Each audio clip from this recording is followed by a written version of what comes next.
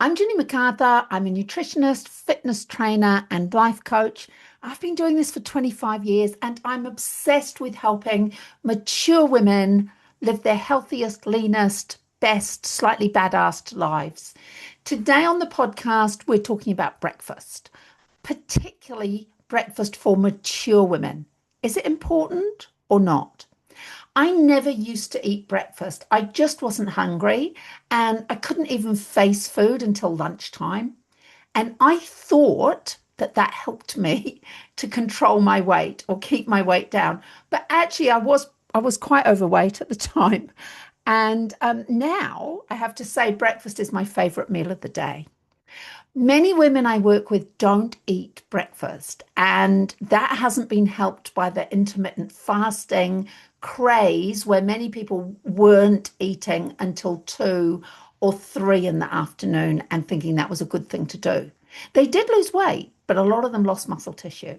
And for most of them, it slowed their metabolic rate down, so the weight went back on again really quickly.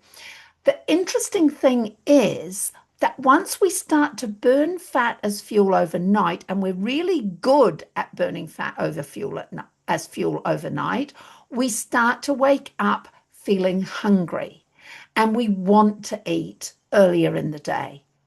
And this is a really good sign when this happens, when you are hungry in the morning, that your metabolism is working well and that you are burning your own body fat as a fuel. For mature women, like we're often told that our metabolism slows down with age, but actually that isn't strictly speaking true. What slows our metabolism down with age is loss of muscle tissue. It's actually nothing to do with growing older in years. And not eating breakfast means we're more likely to use muscle as fuel and store body fat for later. So, eating within about 2 hours of getting up helps you protect your muscle mass. So, once you've eaten, you're then in a state where you're going to burn more fat as a fuel and look after that highly prized muscle tissue. Breakfast also increases your metabolism. So it's like putting fuel on the fire, especially if it's a high protein breakfast. It's like putting petrol on a fire. It pushes your metabolism up so that you burn more calories during the whole day. So, in particular, that high protein breakfast helps to regulate your appetite. So, it can also stop you looking for, I don't know, chippies and chocolate and snacks mid afternoon. A high protein breakfast has also been shown to help with your mood. So it helps you feel better during the day, which also probably stops you eating shit later in the day too. So it helps to regulate your appetite, helps to stop those afternoon cravings and urges that lead to snacking. Funny enough, in my recent 12-week challenge that we only just started this week, already people are telling me that they're not wanting to snack at night like they normally do. And I don't think that's got anything to do with their evening meal. It's because we're front loading the day. It's because they're eating a good quality, high protein breakfast with lots of fiber and low GI carbs. Here are some of the questions that I often get asked when it comes to breakfast. Is it okay to have a smoothie? Yes, it is okay to have a smoothie, but make sure it's a high protein smoothie, not a high sugar smoothie. You do not want a smoothie that's got like 5 pieces of fruit in it. You want a smoothie that's got 1 piece of fruit in it. I love to use berries in the morning for their anti-aging properties. So 1 piece of fruit, some protein, whether that's a high protein milk or whether you use a protein powder, and some kind of fiber. So that could be that you put, chia or you put oats into that smoothie. So yes, then you can, and it works really well. Is a bagel okay? No, a bagel is not okay. A bagel is a treat at the weekend. It's a high glycemic carbohydrate that doesn't contain any protein and will drop, it'll take your blood sugars up, drop them back down again, and have you looking for food later in the day. Are rice bubbles okay? No, they're just empty calories that will do exactly the same thing. What about some of those trendy mueslis? Now, a lot of the trendy mueslis are actually okay, except they are very energy dense because they are usually baked in some kind of an oil and they are heavy in nuts and seeds, which in itself isn't a bad thing, but it makes them a high calorie option if fat loss is your goal. Is one egg on toast okay? Not really. So, like, one egg is not enough protein, but it's better than marmalade on toast. Is Special K okay? No, it's high glycemic mush. You'd be better to do something like all bran, which is high in fiber, and add a high protein milk or some protein powder. My favorite breakfast would have to be a bircher muesli or overnight oats or overnight chia pudding in the summer and porridge in the winter. I love to use breakfast as a time to get in a calcium serve. I'm trying really hard to look after my bones, and so should you. So it's a great time to get a calcium serve in. I do that. For me, it's a high protein soy milk. I like to get a fruit serve in there. And as I said before, that it depends. Like I have rhubarb in the garden. I love to use rhubarb and I love to use, I'll do stewed rhubarb and plums. I don't put sugar in, I just have them as is. I love doing that. But failing that, this time of year with berries plentiful, I'll do berries. Particularly remember blueberries and blackberries. Those polyphenols are great. They're high on the ORAC score, which means they're great for anti-aging, really good for cognitive function as well, which we probably all need. I also like it to use breakfast as an opportunity to get some soluble fiber in. So that could come from oats or it could come from chia or both, because it's really good for feeding your microbiome, keeping your gut healthy. It's also really good for helping to reduce cholesterol, to remove cholesterol out of your system before it goes round again. And I normally add a high protein soy yogurt and some flaxseed as well, which are both for the phytoestrogens, so for hormonal health.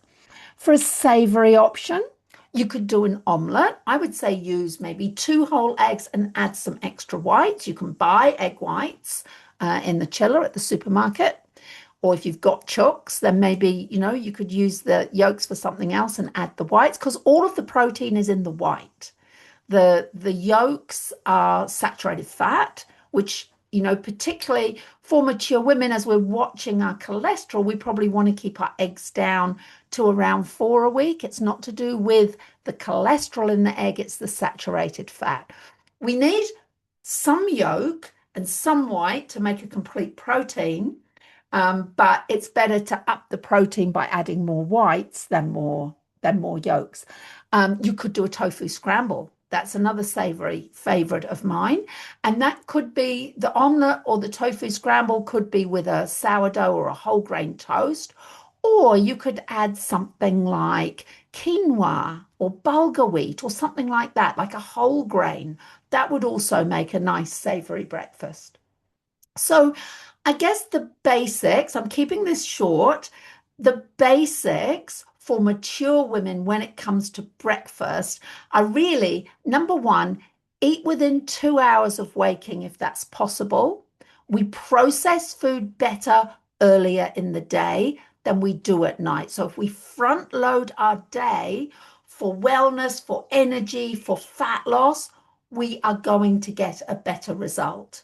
So front load your day with a good breakfast that's high in protein to protect your muscle and increase your metabolism. Make sure that it's enough protein. So it's probably around 30 grams of protein so that it helps with that appetite regulation later in the day and it helps with mood.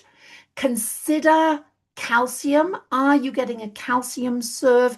We want to be getting 3 or 4 calcium serves in a day, probably, to look after our bones. I'll do another one on bone health, but for the moment, I think to kickstart your day. So the tofu I use is a calcium set tofu. So that's useful. I use a high protein soy milk, which is calcium enriched. So that's helpful. So think of it as a place to get a serve of calcium. Think of it as a place to get some soluble fiber. So, and if you like savory, like it doesn't have to be eggs or tofu, it could be beans, right? They're high in soluble fiber too. So it could be like a chili bean type thing mix that you do for your breakfast, like they do in many countries. We don't here. We tend to think that breakfast has to be sweet, but absolutely in many, many cultures, it's not at all sweet. So you want that fiber in there to feed your microbiome, help with cholesterol control. I use it as an opportunity to get a piece of fruit in as well. So I've gone from somebody who never ate breakfast to now someone where breakfast is my favorite meal of the day.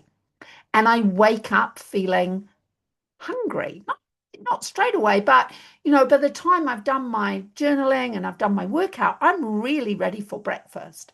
And with my clients, when they tell me they're never hungry in the morning, it's normally because they're eating too much at night. They're not burning fat overnight. Overnight, we burn a lot of fat, more body fat burnt overnight than in your gym session. It's a great opportunity. So if you're not overeating and you're not overeating carbohydrates at night, and you are fat burning throughout the night, because your body's producing human growth hormone, which lowers your insulin, your body's busy mending muscle tissue, it's making hair, skin, nail tears, it's busy, busy, busy. And while it's doing that, it's quite happy to burn fat as a fuel. So we want to optimize that by not eating too much later in the day. So when my clients tell me that they're starting to look for breakfast and they're hungry in the morning, it's great. That's a really, really, really good sign. If you'd like access to some breakfast recipes, I'll pop a link below. And also, if you're a mature or midlife woman who wants support with food, movement, weight loss or fat loss, and mindset, I'll pop the link for the membership details below as well.